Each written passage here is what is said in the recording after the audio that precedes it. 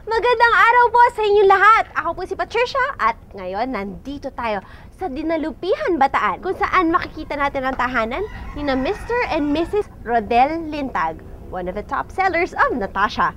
Tara, pasok na. Sir Rodel, kailan kayo nagsimula sa Natasha? Binata pa ako nung magsimula ako sa Natasha, June 2003. Doon ko sinimulan yung pagnenegosyo. Nung kinasal kami, nag-stop na akong mag-work.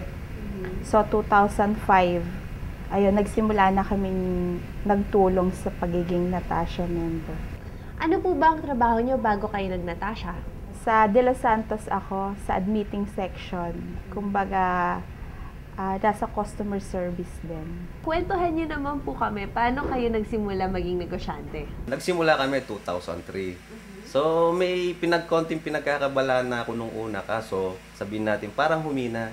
May mga tao na sabi, maganda rito, pasukin natin to, itong pagnanatasya. So, naging katanggap-tanggap naman siya dahil talagang unti-unti na talaga siyang lumalabas at kinukwento na sa mga tao. So, hindi ako nahirapang kumbinsin yung mga tao na pumasok sa pagnanatasya member o pagiging dealer. Isa pang adikain namin, sabi nga, nangangarap din tayo. Magnegosyo, makapagpundar ng mga gusto natin. So masasabi ko siguro, naging focus ako sa aming paghahanap buhay. Ano po ang sekreto ng inyong success? Siguro ang masasabi kong sekreto namin, bilang isang tao, sabi nga kailangan may pinoproses tayo. Unang-una, mangarap ka. Yung kailangan may pangarap tayo sa buhay. Ang pagiging isang responsable o yung being responsible, doon natin sinusukat yung kakayahan natin na ano mang dumating sa atin. Mula man umaraw, kailangan pag sinabi mo, darating ka, may bayarin ka, kailangan bayaran mo. Kahit hindi ka kumain, kailangan bayaran mo. Ganun yun. Tiyaga. Sabi nga, walang instant. Lahat siya may kaakibat na responsibilidad, sakripisyo, at panahon na igugugol natin.